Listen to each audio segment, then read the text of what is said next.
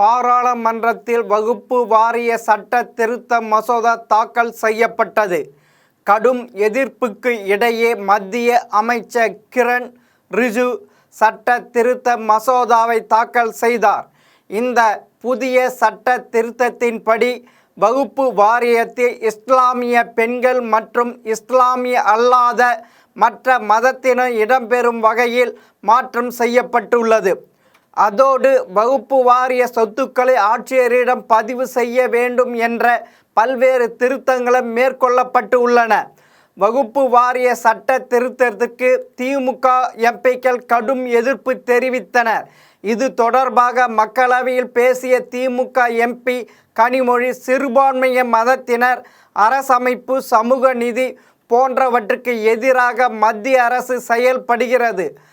அரசு அமைப்பு சட்டத்தில் உள்ள பிரிவுகள் 25, 26 ஆகியவற்றை மீறுவதாக சட்ட திருத்தம் உள்ளது. வகுப்பு வாரிய சட்ட திருத்தம் மனித உரிமைக்கு எதிரானது மற்றும் சிறுபான்மைய மதத்திற்கு எதிரானது.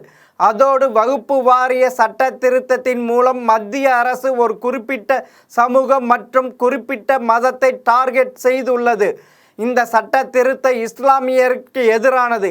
இந்தியா மத சார்பற்ற நாடு என்ற நம்பிக்கையை மக்கள் இழந்து விடுவார்கள். ஒரு மதத்தின் உரிமையில் மற்றொரு மதத்தினர் தலையிட வேண்டுமா? அரசு சொத்துக்கள் வகுப்பு வாரியத்திடம் இருந்தால் அது குறித்து மாவட்ட ஆட்சியர்கள் முடிவு எடுக்கலாம் என்பது ஏற்கத்தக்கது அல்ல.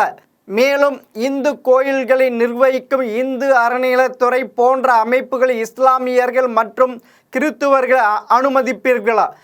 மற்றவர்களின் மத நம்பிக்கையில் மட்டும் ஏன் தலையிட வேண்டும் என்று மத்திய அரசை சாட்டினார் கனிமொழி. இந்த பேச்சு நாடு முழுவதும் பரபரப்பை உண்டாக்கி இருக்கிறது. கனிமொழியின் ஒவ்வொரு வார்த்தையும் மத்திய அரசின் முகத்தெரிய கீழ்ந்தெறித்து விட்டது. மீண்டும் இன்னொரு தகவலோடு சந்திக்கிறேன். வணக்கம்.